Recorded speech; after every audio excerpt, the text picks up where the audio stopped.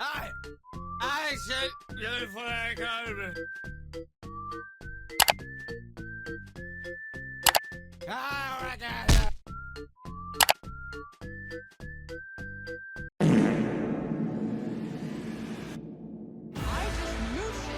I have to be stuck on an island.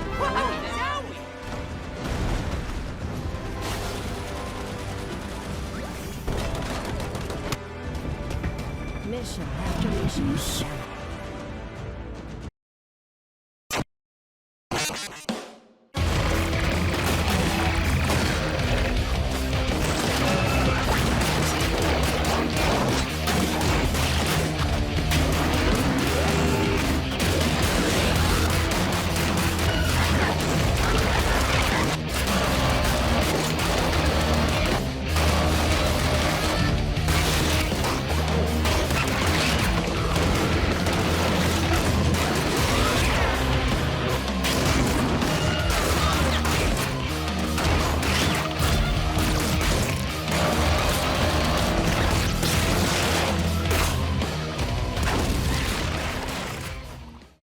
Scourgebringer is a hidden gem. The best way I can summarize this game, it's similar to beating it for pleasure. The build up and climax are amazing, but once post hits, you kinda just lay there realizing, huh, that's it.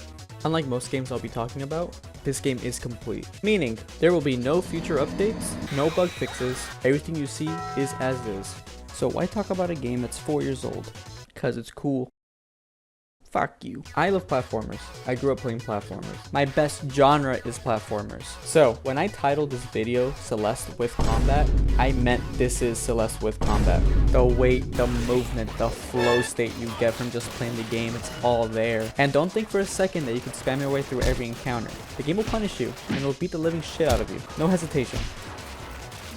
That's why the game gave you a parry. They're about to shoot you with a laser. Of course, it only works when there's an exclamation point over their head, so don't get too zesty with it. What a surprise, this game is a roguelite. Cool, that seems to be a common theme in my channel so far. But unlike other roguelites, this skill tree is an actual tree. I hate that, nah, don't fucking put that in. Unlike other roguelites, the skill tree in this game locks you out of mechanics that are essential to beating the game. For example, you'll be locked out of a combo meter that gives you more currency. You'll also be locked out of reflecting bullets. You'll also be locked out of the fury meter, which makes you Virgil from Devil May Cry. I believe this is what separates this game from a lot of other roguelites. That, and also its soundtrack.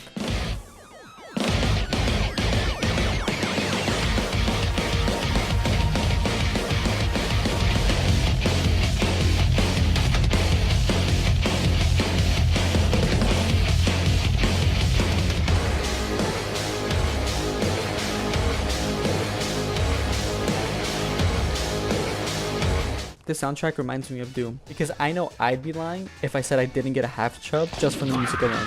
You might be wondering, how is the build crafting? How is the customization? There's none. In your runs, you'll come across blood altars, and these provide blessings. And they are very, very meh. The only interesting one that I can recall was the floor is lava.